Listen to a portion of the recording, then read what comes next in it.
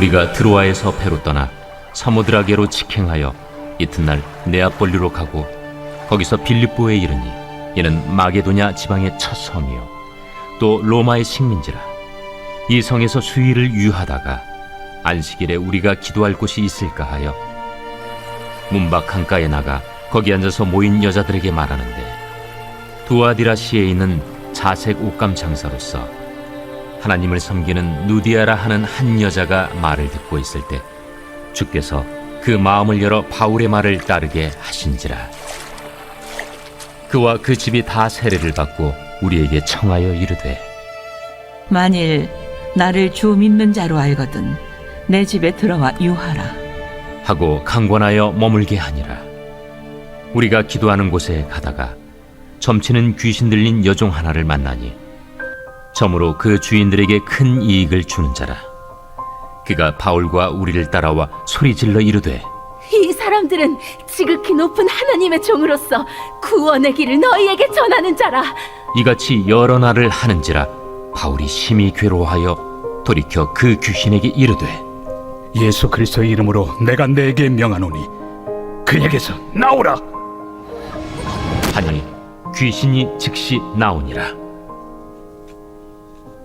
여종의 주인들은 자기 수익의 소망이 끊어진 것을 보고 바울과 실라를 붙잡아 장터로 관리들에게 끌어갔다가 상관들 앞에 데리고 가서 말하되, 이 사람들이 유대인인데 우리 성을 심히 요란하게 하여 로마 사람인 우리가 받지도 못하고 행하지도 못할 풍속을 전한다. 무리가 일제히 일어나 고발하니 상관들이 옷을 찢어 벗기고 매로 치라 하여 많이 친 후에 옥에 가두고 간수에게 명하여 든든히 지키라 하니, 그가 이러한 명령을 받아 그들을 깊은 옥에 가두고 그 발을 착고에 든든히 채웠더니 한밤중에 바울과 실라가 기도하고 하나님을 찬송하며 죄수들이 듣더라. 이에 갑자기 큰 지진이 나서 옥터가 움직이고 문이 곧 다 열리며 모든 사람의 매인 것이 다 벗어진지라. 간수가 자다가 깨어 옥문들이 열린 것을 보고 죄수들이 도망한 줄 생각하고 칼을 빼어 자결하려 하거늘 바울이 크게 소리질러 이르되, 내 몸을 상하지 말라. 우리가 다 여기 있노라. 간수가 등불을 달라고 하며 뛰어들어가 무서워 떨며 바울과 실라 앞에 엎드리고 그들을 데리고 나가, 선생들이여, 내가 어떻게 하여야 구원을 받으리이까? 주 예수를 믿으라. 그리하면 너와 내 집이 구원을 받으리라. 하고 주의 말씀을 그 사람과 그 집에 있는 모든 사람에게 전하더라. 그 밤 그 시각에 간수가 그들을 데려다가 그 맞은 자리를 씻어주고 자기와 그 온 가족이 다 세례를 받은 후 그들을 데리고 자기 집에 올라가서 음식을 차려주고 그와 온 집안이 하나님을 믿음으로 크게 기뻐하니라. 오늘 성경 말씀에는 세 사람이 등장합니다. 물론 바울과 실라라고 하는 주인공이 있지만 바울과 실라를 만난 세 사람이 있었습니다. 첫 번째 사람은 루디아라고 하는 여자였고, 두 번째 사람은 귀신 들린 여종이었습니다. 그리고 세 번째 사람은 감옥의 간수였습니다. 우리 이 세 사람의 이야기가 우리 16장에서 쭉 연속으로 나오는데요, 이거는 단순한 세 사람을 만난 이야기의 나열이 아니라 우리 유럽 지역에 있는 첫 교회인 이 빌립보 교회, 이 빌립보 교회가 세워지는 과정을 보여주기 위해서 이 세 사람을 소개한 것입니다. 이 세 사람을 통하여서, 세 사람의 이야기를 통하여서 과연 빌립보 교회는 어떻게 세워졌으며, 그리고 이 빌립보 교회의 교인들은 어떠한 사람이었는가를 우리 사도행전을 통해서 누가가 우리에게 알려주고 전해주고 싶었던 겁니다. 그렇다면 누가가 정말 해주고 이 세 사람의 이야기를 통해서 정말 해주고 싶었던 첫 번째 이야기, 그러니까 빌립보 교회는 어떻게 세워졌는가라는 것에 대해서 제가 여러분에게 말씀드리도록 하겠습니다. 오늘 성경 말씀을 읽다 보면 계속해서 반복해서 나오는 이야기가 있습니다. 첫 번째 사람, 그러니까 루디아를 만날 때 16절에 보면 안식일에 우리가, 여기서 말한 우리는 바울과 그 일행이 되겠지요. 바울과 그 일행이 기도할 곳이 있을까 하여 문 밖 강가에 나갔다라고 하는데요. 기도하기 위하여서. 그리고 두 번째로 우리 귀신 들린 여종을 만날 때는요, 16절에 보면 우리가 기도하는 곳을 가다가 점치는 여인을 만났다라고 이야기하고 있고요. 그 다음에 우리 25절에 보면 간수에게 복음을 전하게 된 결정적인 계기는 뭐냐면 한밤중에 바울과 실라가 기도하다가 기적이 일어나고 그리고 간수가 하나님, 우리 예수님을 만나게 됩니다. 그러니까 기도한다라는 말이 계속 반복되고 있고 세 사람을 만나게 된 결정적인 이유는 전부 다 기도하러 가다가 기도하던 중에 만나게 됩니다. 왜 이 말을 그렇게 반복하면서 누가는 말하고 싶었을까요? 왜냐하면 교회는, 우리 빌립보 교회는 기도하면서 세워진 교회이기 때문에 그렇습니다. 여러분들, 빌립보 지역에서 만난 모든 사람들이 기도하는 중에 만났다라는 이야기, 이 이야기는 다만 그래서 기도가 중요해, 이런 것으로 끝나는 것이 아니라 이 한 사람 한 사람의 이야기를 통해서 기도하는 사람은 어떤 사람이다라는 것, 그리고 그 기도하는 교회는 어떤 교회다라는 것을 우리에게 알려주고 싶었던 겁니다. 빌립보라고 하는 지역은요, 신앙의 자유가 없었던 지역입니다. 로마 사람들은 기본적으로 신앙의 자유를 허락하여 주는 듯 하지만 신앙의 자유를 허락해 주지 않는 구석들이 훨씬 더 많았습니다. 감사하게도 유대교와 같은 경우엔 로마 시대 안에서도 신앙의 자유가 허락된 종교이기는 하였지만 그럼에도 불구하고 로마의 특정 지역은 아직까지도 로마 황제를 숭배하고 그 다음에 그리스 로마의 신들을 섬기는 것만 허용되었던 곳이 있었는데 빌립보가 그런 곳 중에 하나였습니다. 그래서 유대인들, 하나님을 섬기는 사람들도 예배를 드리고 싶지만 회당, 오늘 우리식으로 말하면 교회를 가서 교회라고 하는 한 장소에 모여서 예배를 드릴 수가 없었습니다. 이럴 때 주로 사용했던 방법이 뭐였냐면 사람들이 다 함께 모일 수 있는 그 대중적인 지역, 넓은 지역, 그리고 사람들이 많이 모이지 않는 지역에 사람들이 모여서 그들이 예루살렘을 향하여 기도하는 것이었는데요. 가장 많이 모이던 장소가 강가였습니다. 그래서 구약 성경에서도 에스겔서 1장에 보면 바벨론으로 끌려갔던 유다 사람들이 예루살렘을 향하여서 그발 강가에 모여들어서 그 그발 강가에서 예루살렘을 위하여서 기도하고 눈물 흘리며 찬양하던 이야기가 나오는데요. 여기 빌립보에 살고 있던 유대인들도 마찬가지로 지금 강가에 모여서 예배를 드렸던 모양입니다. 그래서 회당이 아니라, 회당이 없어서 강가에 나가서 이제 바울과 실라도 예배를 드리기 위해서 가는데 기도하려 강가에 나가서 기도하던 중에 그곳에 모여서 기도하는 사람들 가운데 이 루디아를 만난 겁니다. 기도하던 중에 기도하던 여인을 만났고 기도하던 중에 기도의 동력자 루디아를 만나게 된 겁니다. 자, 그런데 루디아가 바울을 만났을 때 바울에 대한 첫 인상은 어땠을까요? 성경에는 루디아가 바울을 만났을 때 첫 인상이 이랬다 저랬다 이런 이야기는 나오지 않습니다만 여러 가지 사회적인 배경을 보면 이 둘 간의 신분의 차이가 있었다라는 것을 알 수가 있습니다. 루디아를 소개하면서 우리 루디아가 자색 옷감 장사라고 소개를 하고 있는데요. 자색 옷감이라는 것은 아주 비싼 옷감이라고 생각하시면 되겠습니다. 굳이 우리식으로 말하자면 조선시대의 비단 옷감 장사라고 생각하시면 되겠어요. 아무래도 무명으로 된 옷감보다는 비단 옷감이 유통 과정에서 생기는 이윤도 훨씬 더 많겠죠. 그러다 보니 신약 성경을 연구하는 모든 학자들이 동의하는 바는 이 자색 옷감 장사인 루디아가 대단히 풍요롭고 부요로운 여인이었을 것이다 라는데 모두가 동의합니다. 고대 사회에서는 빈부격차가 곧 사회 신분의 격차이기도 했습니다. 그런데 거기에 비해서 바울은 그렇게 부요하지 않았어요. 바울은 복음을 전하기 위해서 이곳저곳을 돌아다녔는데 그 이곳저곳을 돌아다닐 때에 자기가 먹고 살아야 하는 것을 스스로 해결해야만 했습니다.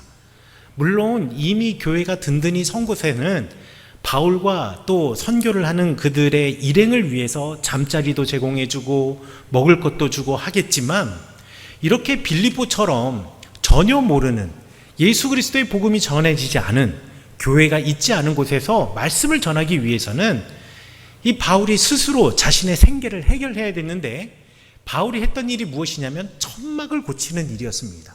천막을 수리하는 사람이었어요. 천막을 수리하는 사람은 이스라엘 사회에서 그렇게 풍요로운, 경제적으로 풍요로운 직업은 아니었던 것이 분명합니다. 유대인들의 어떤 직업에 대해서 기록이 되어 있는 유대인들의 그 기록 미시나 같은 데 보면 천막 제조업자들이 수공업자로 소개되기는 하지만 그렇게 풍요롭고 부요로웠다라고 말하고 있지 않기 때문에 그렇지요. 그러니 자색 옷감 장사인 루디아의 입장에서는 같은 동족인 유대인이 오긴 하였지만 나와는 전혀 격이 다른 사람이다. 나와는 전혀 품격이 다른 사람이다 라고 생각할 수 있었을 텐데요. 그런데 루디아는 달랐습니다. 루디아는요, 비록 천막을 수리하는 사람이긴 하지만 그 바울이 전한 예수 그리스도의 복음에 그의 삶이 완전히 바뀌어지게 되는 거죠. 어떻게 루디아가 자신보다 신분을 보거나 내지는 자신과 비교해 보았을 때 경제적인 수준이 이렇게 달랐던 바울에 대해서 오히려 존중하고 이 루디아는요 기꺼이 자신의 것을 내어주고 자신의 집도 내어주고 그리고 자신의 집을 빌립보에 살고 있는 초대교회 공동체가 예배할 수 있는 처소로 제공해주고 또 바울이 유럽 지역으로 선교 여행을 떠날 때 그 물질적인 경제적인 후원을 해준 최고의 사람이 바로 루디아였는데요. 이 루디아 없는 바울의 선교는 상상할 수가 없거든요. 어떻게 루디아가 이런 사람이 될 수가 있었을까요? 어떻게 루디아가 바울, 그러니까 일개 천막 고치는 사람, 천막 수리하는 사람을 이렇게 후원해 줄 수 있었고 그의 선교와 그의 복음 전함에 대해서 그렇게 옆에서 도울 수가 있었을까요? 그것은 루디아가 기도하는 사람이었기 때문에 그렇습니다. 여러분, 기도하는 사람은요 꼭 써야 할 곳에 소유를 겸손히 내놓을 수 있는 사람이었습니다. 그런 사람들이 결국 기도하는 사람입니다. 여러분, 신앙생활을 하다 보면 부자들이나 경제적인 여유가 있거나 이런 사람들이 정말 크고 많은 일을 할 것 같지요. 아니, 신앙생활뿐만 아니라 일반 사회에서도 경제적으로 여유가 있는 사람이 더 큰 일, 사회적으로 더 큰 영향력을 미칠 것 같지요. 그렇지 않습니다. 여러분, 돈 있는 사람이 돕는 것이 아니라 도울 마음이 있는 사람이 누군가를 돕는 겁니다. 그런데 그 도울 마음, 긍휼한 마음을 누가 주십니까? 하나님이 주시거든요. 하나님이 어떻게 주시겠습니까? 기도하는 이에게 주시는 것입니다. 그렇기 때문에 이 루디아는 기도하는 사람이었고 기도하는 사람은 겸손해질 수 있기 때문에 비록 내가 바울과 비교해 봤을 때 경제적으로도 더 뛰어나고 그것 때문에 자연스럽게 사회 질서 안에서 신분도 내가 더 높다라고 생각할 수 있지만 그럼에도 불구하고 겸손히 주님을 섬기며 바울과 그 일행을 섬길 수가 있었던 것입니다. 이것은 기도하는 사람이었기 때문에 겸손해질 수 있었고 기도하는 사람이었기 때문에 섬길 수 있었다라는 것입니다. 이러한 기도가, 이러한 겸손과 섬김이 빌립보 교회를 세워갔던 겁니다. 그리고 난 다음에 루디아의 집을 중심으로 초대교회 공동체가 만들어지고 또 기도하는 곳으로 가던 가운데 점치는 여인을 만나게 됩니다. 우리 성경에 보면 이 점치는 여인을 16절에 귀신 들린 여종 하나다라고 이야기를 하고 있는데요. 귀신 들린 여종이라는 표현을 썼지만 원래 그리스어, 신약 성경이 쓰여진 그리스어를 그대로 번역을 하면 피톤이라고 하는 신이 들린 여자 노예다라고 말합니다. 귀신이 아니라 피톤이라고 하는 신이고요. 그리스 로마 신화에 나오는 신이고요. 여자 그냥 종이 아니라 노예, 자유가 없는 노예였습니다. 이 피톤이라고 하는 신은 어떤 신이냐면 그 그리스 신전 한가운데 마법의 돌 같은 점을 치는 큰 돌이 있었는데요. 그 돌 주변에 뱀이 있었습니다. 그 돌, 그러니까 신의 뜻을 보여주는 돌을 지키는 그 뱀의 이름이 피톤이었습니다.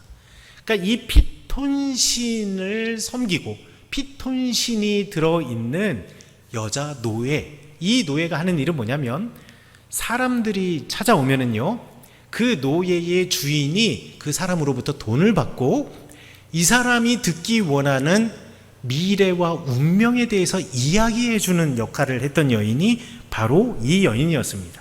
신들린 여인이었죠.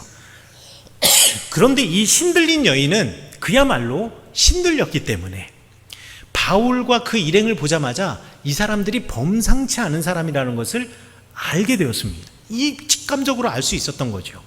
그래서 이렇게 말합니다. 17절에 바울을 따라다니면서 이렇게 소리칩니다. 이 사람들은 지극히 높은 하나님의 종으로서 구원의 길을 너희에게 전하는 자라. 이 사람들 하나님의 높은 사람이야. 하나님의 사람들이야. 하나님의 대리인이야. 그리고 이 사람들이 전하는 말이 곧 구원이야. 정말 좋은 말이죠.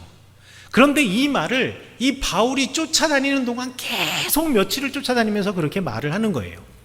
그러니 이 여자 노예의 주인들도 속이 타는 겁니다. 아니, 신의 말을 듣기 위해서는 지금 이 여자에게 찾아와야 되는데 이 여자가 바울과 그 일행을 쫓아다니면서 아니, 지극히 높은 하나님의 종은 이 사람들이라고, 그리고 이 사람들이 너희를 구원하는 말을 전해줄 거라고 이야기를 하니 여자 노예의 주인은 일단 그것이 속상하고요. 그리고 바울의 입장에서는 그렇게 매일같이 졸졸 따라다니는 이 여자를 보니 너무 속상한 거예요. 오늘 18절의 말씀에 보면 뭐라고 번역이 되어 있냐면 바울이 심히 괴로워하여서, 이 여자가 수일 동안 계속 며칠 동안 쫓아다니면서 바울이 기적을 행하고 말씀을 전할 때마다 뒤에서 이 사람들이 바로 하나님의 종입니다. 이 사람들을 통해서 하나님의 구원이 이루어질 것입니다. 라고, 신의 구원이 있을 것입니다. 라고 말하니 바울의 입장에서 처음에는 나를 알아보는구나 라고 생각했을 수도 있겠죠.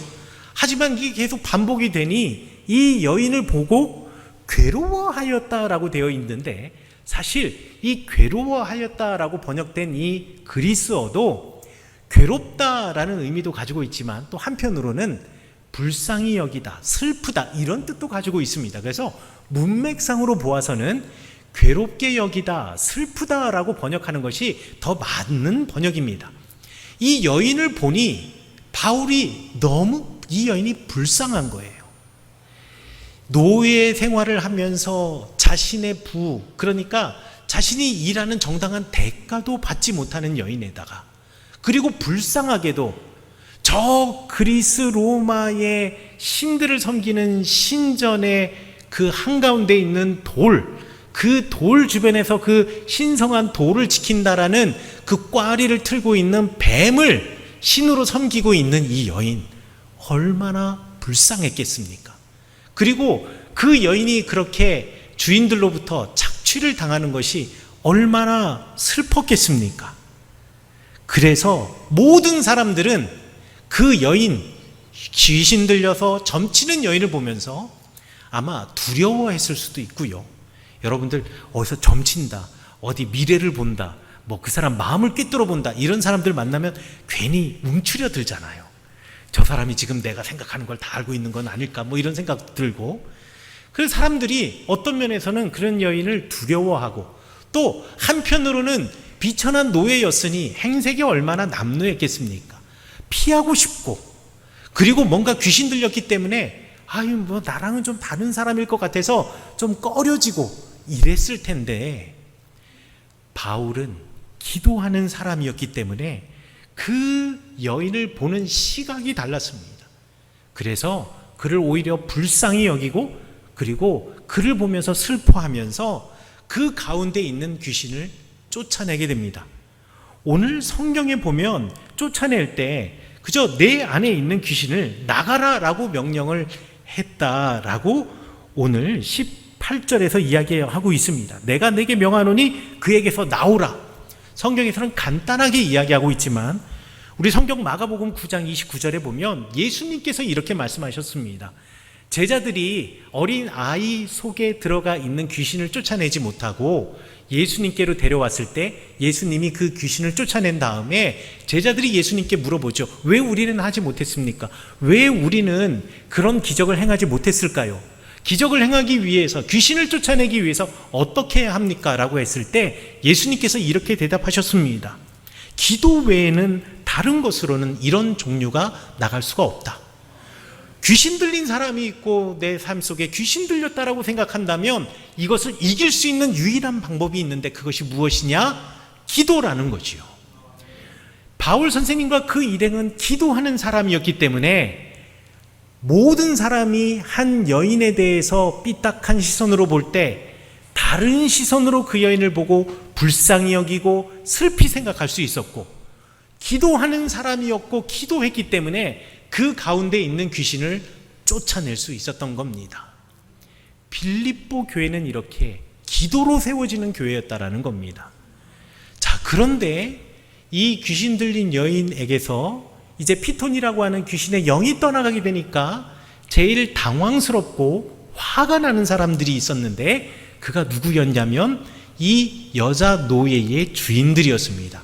이 주인들은 그야말로 이 여자 노예 하나로 먹고 사는 사람들이었는데 이제 그 능력이 사라지고, 아니 이 여인이 제정신으로 돌아와서 예수 그리스도의 복음을 따라 살아가니 이제 더 이상 이 여자는 소용 가치가 없는 겁니다. 그래서 이 노예는 더 이상 필요가 없는 거지요. 게다가 우리에게 이렇게 경제적인 이득을 갖다 주는 이 여인을 이제 더 이상 점칠 수 없게, 예언할 수 없게 만들었으니 너무 화가 난 나머지 로마 당국에 바울과 그 일행인 실라를 고발합니다. 고발의 이유는 우리가 받지도 못하고 행하지도 못할 풍속을 전하여서, 그래서 우리로 하여금 그리고 이 사회가 혼돈케 되었다라고 지금 고소를 했고, 그 고소가 받아들여져서 바울과 실라가 감옥에 갇히게 된 거지요. 그리고 그 감옥에 갇혔을 때 감옥의 간수는 그 바울과 신라의 발에 도망가지 못하도록 착고를 차서 묶어 놓았습니다. 그런데 그 밤에 바울과 신라가 기도하는 가운데 기적이 일어났지요. 갑자기 큰 지진이 일어나서 감옥의 문들이 막 흔들리고 열리고 발에 찼던 죄수들의 착고가 전부 다 풀어 흩어진 겁니다. 이 지진의 흔들림에 잠을 자고 있던 간수가 깨어나서 깜짝 놀랐죠.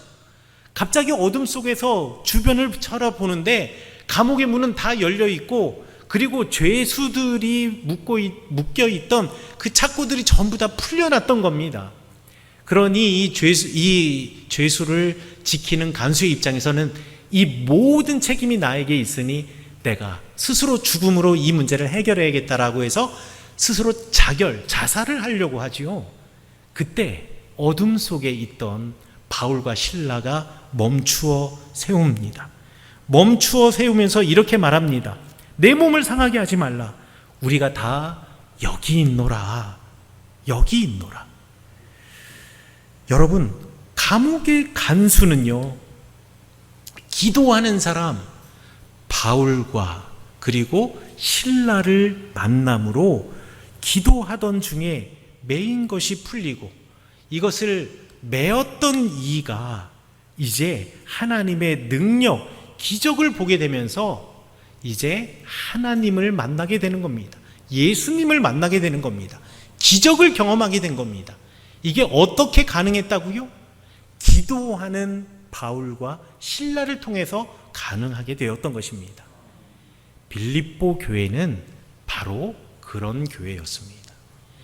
기도 때문에 기적이 일어나고, 기도 때문에 사람이 겸손하여지고, 기도 때문에 그 기도 때문에 사람을 다른 시각으로 보게 되고, 기도 때문에 귀신을 쫓아낼 수 있었던 교회, 이 교회가 빌립보 교회였다라는 것을 우리 누가는 이야기해 주면서, 오늘 이 땅에서 우리가 교회를 세워야 한다면 기도하는 교회가 되어야 한다라는 것을 말하고 있는 것입니다.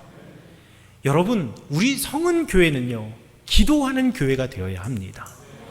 기도할 때에 여러분, 우리가 비로소 겸손해질 수 있고요, 기도할 때에 비로소 우리는 주님이 주신 눈으로 세상을 바라볼 수가 있습니다. 우리가 기도할 때에 우리 가운데 기적이 일어나게 됩니다. 이것이 바로 우리 성은 교회입니다. 그리고 우리 주님께서는 여러분들이 서 있는 삶의 자리를 교회라고 말씀하셨습니다. 그렇다면 여러분의 가정도 기도하는 터가 되어야 합니다. 여러분의 일터도 기도하는 터가 되어야 합니다.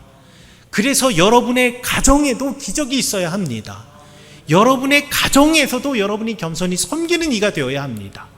여러분의 가정에서도 여러분이 주님의 눈으로 여러분의 가족을 바라볼 수 있어야 합니다. 여러분의 일터도 마찬가지입니다. 여러분 일터에서 눈 뜨고 왜 기도 못하겠습니까? 언제라도 생각날 때 주님 한번 탄식하며 주님을 부르는 그 기도가 여러분의 일터에 있을 때 여러분의 일터가 진정한 교회가 되는 겁니다. 그러면 여러분의 일터가 겸손한 이들이 모이는 일터가 되고, 여러분의 일터가 다른 사람들은 다 안 된다 할 때 할 수 있는 새로운 시각을 보여주는 일터가 되고, 그리고 여러분의 일터에 미래가 있고, 그리고 여러분의 일터에 기적이 있게 되는 겁니다.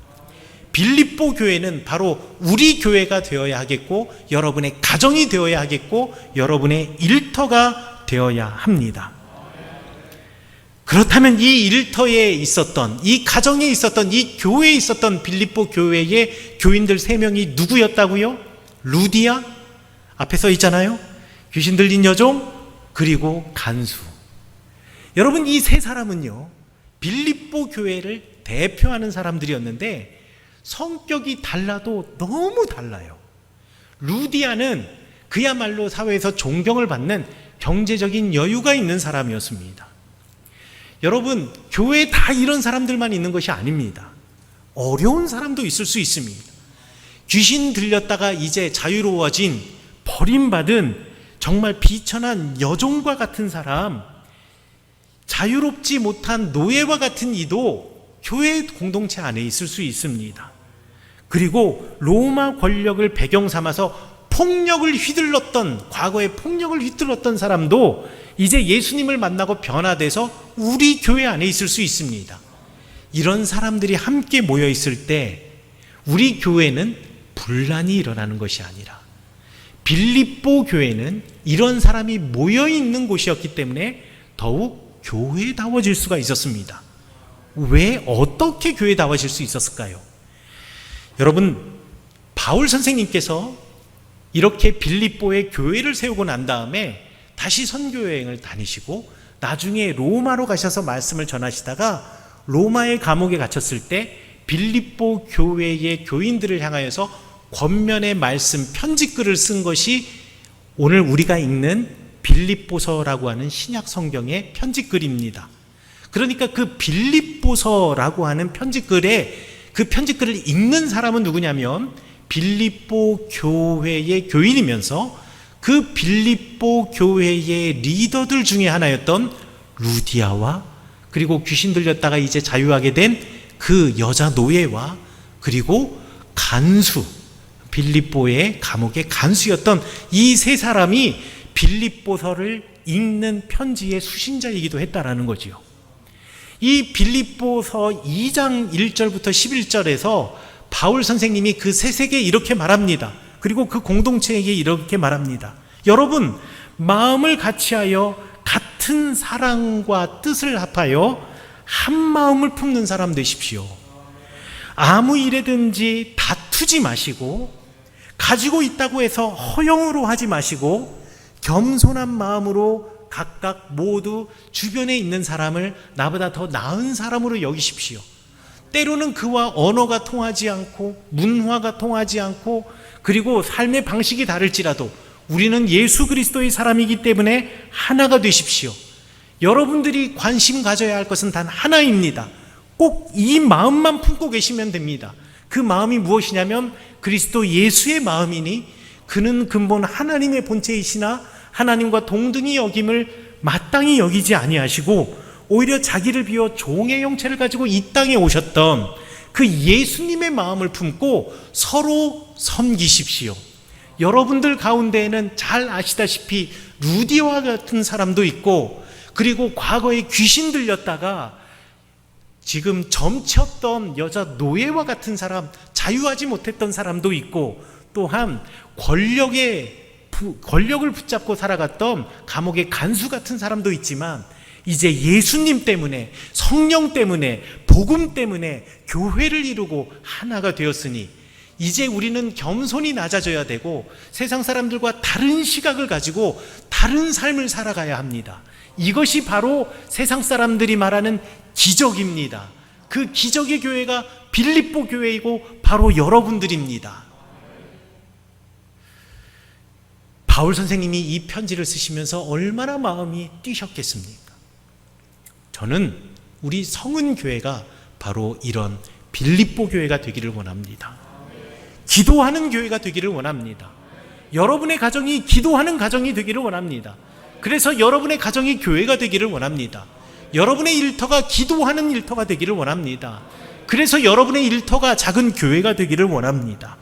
기도하는 교회이기에 우리 성은교회가 여러분의 가정이 여러분의 일터가 예수 그리스도의 마음을 품고 예수 그리스도의 사랑이라는 한 마음을 가지고 겸손한 마음을 가지고 이 땅에서 하나님의 나라를 이루시는 교회 되기를 간절히 축원합니다.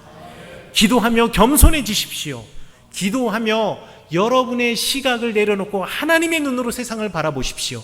여러분의 가정을 바라보십시오. 여러분의 동료를 바라보십시오. 그러면 기적은 일어납니다. 그러면 여러분들이 진정한 교회를 이루실 수가 있습니다. 여러분들의 가정이, 여러분의 일터가, 그리고 이런 성은교회가, 이 성은교회가 이렇게 기도하는 곳이 돼요.